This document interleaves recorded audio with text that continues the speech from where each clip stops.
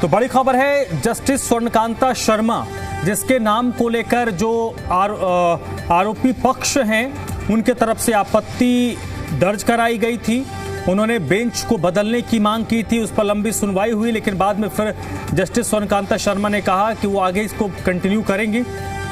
लेकिन अब इस मामले में जस्टिस स्वर्णकांता शर्मा सुनवाई नहीं करेंगे। अरविंद इस वक्त मेरे साथ जुड़ चुके हैं। अरविंद, बताइए क्या कारण रहा कि अब जस्टिस स्वर्णकांता इस केस को नहीं सुनेंगी? देखिए, अभी अदालत का आदेश पढ़ा ही जा रहा है और जब जस्टिस स्वर्णकांता शर्मा ने कहा कि वो इस मूल केस को नहीं सुनेंगी, तो उसके बाद अब सीबीआई की ओर से एसजी तुषार मेहता अपनी बात रख रहे हैं और उन्होंने कोर्ट से इस बात का आग्रह किया है कि वो ही इस मामले की सुनवाई करें, किसी दूसरी बेंच को ये मामला ट्रांसफर नहीं किया जाना चाहिए। एसजी तुषार मेहता का ये कहना है कि एक तरीके से अदालत को राजनीतिक लड़ाई में खींचने की कोशिश की गई, एक ऐसा नैरेटिव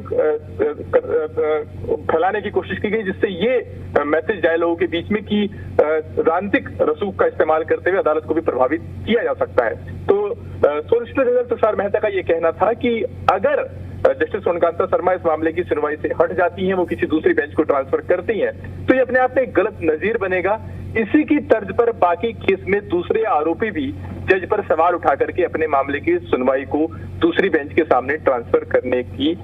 मांग कर सकते हैं। तो ये गलत नजीर ना बने, इसलिए बेहतर होगा कि जस्टिस स्वर्णकांता शर्मा ही इस मामले की सुनवाई करें। अभी तक जस्टिस स्वर्णकांता शर्मा ने एसजी तुषार मेहता की इस दलील के मद्देनजर अपनी बात नहीं रखी है, लेकिन उनका ये कहना है कि चूंकि मैंने इस मामले में अरविंद केजरीवाल, मनीष सिसोदिया, दुर्गेश पाठक, सौरभ भारद्वाज, इन सब और संजय सिंह, इन सब के आचरण को ये मानते हुए कि वो अदालत की अवमानना के दायरे में आता है, उनको अदालत की अवमानना का नोटिस जारी किया है। लिहाजा अगर मैं ही इस मामले की आगे सुनवाई करती हूँ तो ये आक्षेप लग सकता है कि चूंकि मैं खुद इनको अदालत की अवमानना का दोषी मान रही हूं, तो फिर ऐसी सूरत में मूल केस की सुनवाई वो कैसे कर सकती हैं। तो इसी वजह से उन्होंने कहा है कि वो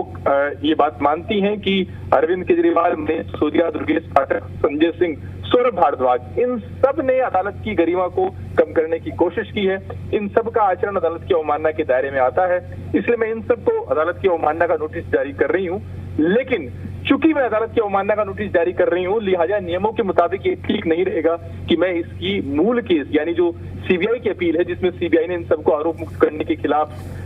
हाईकोर्ट का रुख किया है, अगर वो केस भी मैं सुनती हूं तो ये नियमों के मुताबिक ठीक नहीं रहेगा। तो ऐसे में मूल केस और ये आगे जो अवमानना का जो केस है उसको वो दूसरी बेंच के सामने ट्रांसफर कर रही है, ऐसा उन्होंने अपने आदेश में अभी कहा है। ये मतलब अरविंद, आपकी जो बात है उससे ये लग रहा है कि जस्टिस स्वर्णकांता शर्मा का अपना ये इंटरप्रिटेशन है कि क्योंकि उनकी तरफ से आरोपियों को अवमानना का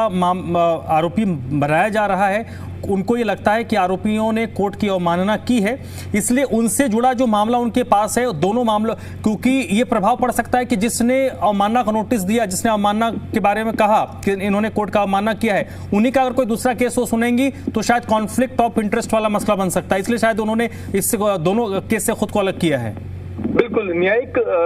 जो अवधारणा है उसमें ये सिद्धांत भी काम करता है कि कोई भी व्यक्ति अपने मामले में खुद जज नहीं हो सकता। जस्टिस स्वर्णकांता शर्मा ने ये कहा है कि रिक्यूजल का जो ऑर्डर है उसको वो रिकॉल नहीं कर रही है। इसका मतलब ये नहीं माना जाना चाहिए कि वो पुराना जो आदेश था जिसमें उन्होंने कारण बताते हुए ये कहा था कि वही इस मामले की सुनवाई नहीं करेंगे, उस आदेश को वापस नहीं ले रही है। लेकिन चूंकि नई परिस्थितियां बन गई हैं, तो जब ये कोर्ट इस बात पर विचार कर रहा था कि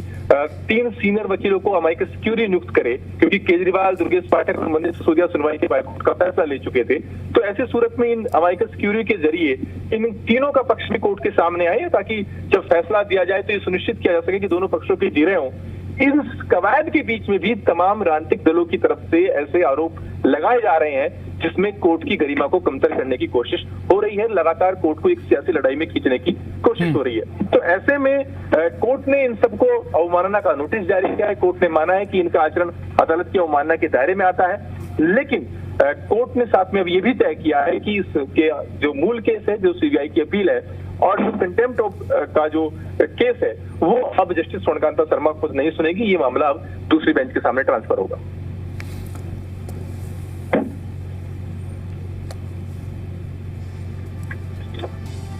बहुत बहुत शुक्रिया अरविंद आपका इस जानकारी के लिए। तो बड़ी अपडेट इस वक्त की जस्टिस स्वर्णकांता शर्मा ने अपने आप को अरविंद केजरीवाल, मनीष सिसोदिया, संजय सिंह और दुर्गेश पाठक के मामले को लेकर जो केस को सुन रही थी उससे खुद को अलग कर लिया है। साथ ही साथ कोर्ट ने ये माना है, उनकी बेंच ने माना है कि आरोपियों ने कोर्ट का अवमानना किया है। तो इसमें एक जो पहले से मामला चल रहा तो वो मामला ही बनेगा और दूसरा इनके खिलाफ अवमानना का भी मामला बनेगा। तो इसलिए जस्टिस का जो एक सिद्धांत है कि जो इस तरीके के नोटिस देते हैं वो उनका मामला नहीं देखेंगे और उनसे जुड़ा मामला भी नहीं देखेंगे। इसी सिद्धांत को अपनाते हुए जस्टिस स्वर्णकांता शर्मा ने अपने आप को अरविंद केजरीवाल, मनीष सिसोदिया, संजय सिंह और दुर्गेश पाठक का जो आबकारी मामले से जुड़ा केस है उससे अलग कर लिया है। ये केस आपको एक बार फिर से बता देते हैं। इस मामले में आबकारी का जो केस है इसमें लोअर कोर्ट से सभी आरोपियों को राहत मिल गई थी, लेकिन जो जांच एजेंसी है उन्होंने हाई कोर्ट में इस केस को चैलेंज किया था और जब इस केस को चैलेंज किया गया तो जो आरोपी पक्ष है जिसमें अरविंद केजरीवाल, मनीष सिसोदिया, दुर्गेश पाठक, संजय सिंह हैं, उन्होंने कहा कि उन्हें इस बेंच पर भरोसा नहीं है, केस को किसी दूसरे बेंच को ट्रांसफ़र किया जाना चाहिए। लेकिन कोर्ट ने फिर कहा कि ऐसा हो नहीं सकता, ये न्याय के सिद्धांत के खिलाफ होगा और ये गलत नज़ीर बनेगा। लेकिन अब देखिए इस मामले में एक नया मोड़ आया है जब उस मामले को देख रही जस्टिस स्वर्णकांता शर्मा ने अपने आप को इस केस से अलग कर लिया है।